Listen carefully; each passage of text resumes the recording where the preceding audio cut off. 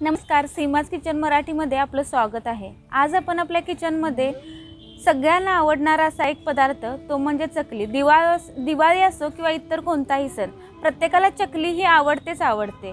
प्रत्येक भागात याला वेगवेगळ्या नावाने ओळखले जातात। जसं की सोलापूर साईडला याला काटेशेव म्हणतात, तर काही जण इकडं कोल्हापूर, सांगली, सातारा इकडे याला चकली म्हणतात, तर काही जण याला काटे कुडुबी। कुडुबी म्हणजे ते गोल गोल त्याचा आकार असतो, म्हणून त्याला कुडुबी देखील असं म्हटलं जातं।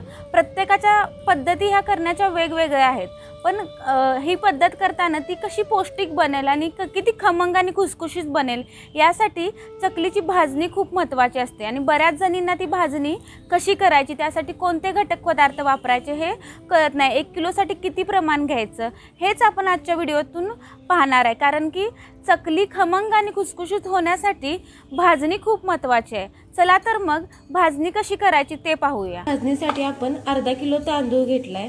हे अर्धा किलो तांदूळ आपल्याला स्वच्छ पाण्याने धुवून घ्यायचे आहेत आणि हे अशा प्रकारे तुम्ही धुवून घ्यायचे आहेत।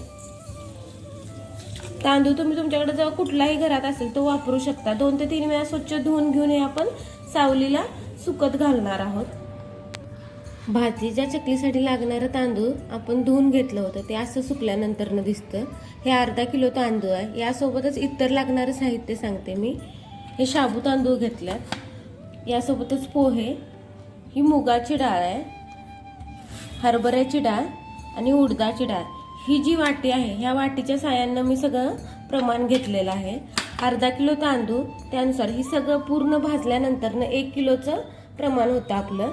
याला लागणारा मसाला म्हणजे हे 4 चमचे धने आणि 2 चमचे जिरे आहेत, हे देखील आपल्याला भाजून घ्यायचं आहे। सगळ्यात पहिल्यांदा आपण आता हे तांदूळ जे धुवून सुकवून घेतलेले आहेत ते भाजून घ्यायचे आहे। गॅस मिडियमच ठेवायचा आहे आपल्याला, कारण तांदूळ करपू शकतात। आता हे खरपूस वास येईपर्यंत भाजून घ्यायचे आहेत, काळे पडून द्यायचे नाहीयेत। भाजल्यानंतर थोडंसं हे याचा कलर चेंज होतो, तो कलर चेंज व्हायला लागला की आपण हे काढायचे। आपले तांदूळ खमंग भाजलेले आहेत, भाजताना हलवत राहायचं आहे सारखं। तुम्ही ठेवून द्याल आणि तांदूळ आपले खालून करपून जातील, त्यामुळं हाताचा वापर जास्त करायचा। आता हे भाजलेले तांदूळ आपण एका भांड्यात काढून घेणार आहे। आता आपले तांदूळ भाजल्यात, आता आपण हरभऱ्याची डाळ टाकणार आहे। सगळ्या डाळी वेगवेगळ्या भाजून घ्यायच्यात, कारण काही डाळी हलक्या असतात, त्यामुळं सगळ्या जर तुम्ही एकदम भाजल्या तर त्या करपू शकतात। त्यामुळं ही डाळ देखील आता आपण हरभऱ्याची अशी तांदूळ ज्याप्रमाणे खरपूस भाजून घेतले त्याप्रमाणे भाजून घेणार आहे। आपली हरभऱ्याची डाळ खरपूस भाजलेली आहे। भाजणी व्यवस्थित करायची आहे, जर भाजणी नीट केली नाही तर तुमच्या चकल्या जास्त दिवस कडक राहू शकत नाहीयेत आणि खुसखुशीत। प्रत्येकाच्या काही दिवसांनी थंडी असते, त्यामुळे डाळी वगैरे घातल्यामुळं असं सगळ्यांचं मत असतं की मऊ पडतात, पण तुम्ही अशा प्रकारे जर भाजणी केली, कारण भाजणीवरच आपली चकली अवलंबून असते। आता यात आपण जी मुगाची डाळ घेतली ती टाकणार आहे, ती देखील अशीच आपण जशी हरभऱ्याची डाळ भाजून घेतले खमंग त्याप्रमाणेच भाजून घ्यायची आहे आणि सारखं हलवत राहायचं आहे।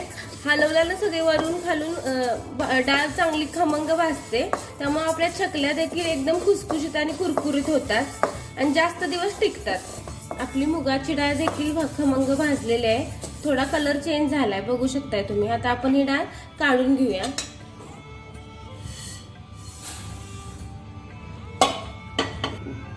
आता 1 वाटी उडदाची डाळ घेतली, ही देखील आपण अशी खमंगच भाजून घ्यायची आहे, सारखं हलवत राहायचं।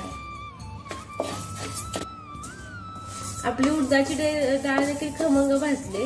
हे भाजणीचं पीठ आहे तुमचं 2 ते 3 महिने आरामात टिकू शकतं, त्यामुळे तुम्ही म्हणजे आता दिवाळीत किंवा दिवाळी संपल्यानंतर काहींची मुलं हॉस्टेलला वगैरे जाणार असतात, तेव्हा देखील तुम्ही त्यांना ही भाजणीच्या चकल्या करून देऊ शकता। आणि थंडी लागूनच असल्यामुळं एकदम सगळ्या आपल्या डाळी पोटात जातात, त्यामुळे अशा भाजणीच्या पौष्टिक चकल्या तुम्ही इतर वेळेस देखील करू शकता।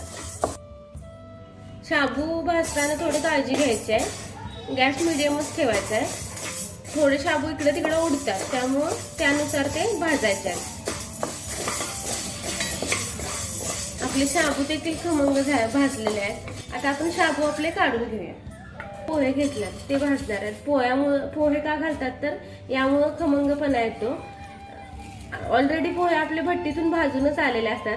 नॉर्मली आपल्याला हे कडक करायचे आहेत, त्याचा क्रंच आला पाहिजे अशा प्रकारे ते आपल्याला भाजून घ्यायचे आहेत. जास्त पोहे भाजताना मोठा घ्यायचा, गॅस करायचा नाही, कारण पोहे पातळ असतात त्यामुळे पोहे लगेच करपू शकतात. त्यामुळे गॅस मीडियम ठेवूनच हे आपल्याला पोहे भाजून घ्यायचे. आता बघू शकताय तुम्ही पोहे हळूहळू हे बघा कुरकुरी व्हायला लागल्यात. हातात अशी मूठ एक घेऊन बघायचं, असं कुरकुरी वाटायला लागलं की गॅस बंद करून द्यायचा. आपण आता जे 4 चमचे धने आणि 2 चमचे जिरे घेतले ते हलकंसं शेकून घ्यायचंय. आपण मसाला चकलीचा वापरणारच असतो, पण हे दळणातच तुम्ही घातलं तर हे पीठ एकदम त्याला धन्याची आणि जिऱ्याची खमंग अशी चव येते, त्यामुळे भाजणी अधिक चविष्ट होते. आता हे आपण हलकंसं भाजून घेऊया. आपली ही भाजणी आता तयार झाली. भाजणी केली म्हणजे काम संपलं असं नाहीये. आता आपल्याला ही भाजणी गिरणीतून दळून आणायची, म्हणजे याचं पीठ करून आणायचंय. पीठ करताना काळजी काय घ्यायची आहे की हे गव्हाच्या पिठावरती दळायचं नाही. गव्हाच्या पिठावर तुम्ही जर दळलं तर तुमचं चकल्या आहे ते चिवट होतात. यासाठी डाळी किंवा तांदूळ कुणी जर गिरणीत आणलं असतं त्या ह्याच्यानंतरच आपलं ही जी भाजणी आहे ती दळून घ्यायची आहे. किंवा तुम्ही एक करू शकता की याच्या आधी तुम्ही घरातून तुमचा अर्धा किलो तांदूळ घेऊन जाऊ शकता. अर्धा किलो आधी तांदूळ दळून घ्यायचं, त्यानंतर ना आपली ही भाजणी दळायची. मग तुमचं पीठ चांगलं होतं आणि चकल्या देखील गाळताना त्रास होत नाही आणि तळताना पण त्यात तेल खूप ओढून घेत नाहीयेत आणि तुमच्या चकल्या एकदम खमंग आणि खुसखुशीत होतात.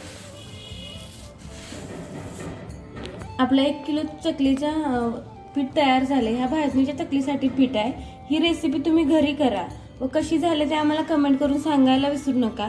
यासोबतच यापासून चकल्या कशा बनवायच्या याचा देखील आपण व्हिडिओ तुमच्यासोबत शेअर करणार आहे. तो देखील लाईक करायला व कमेंट करायला विसरू नका. धन्यवाद.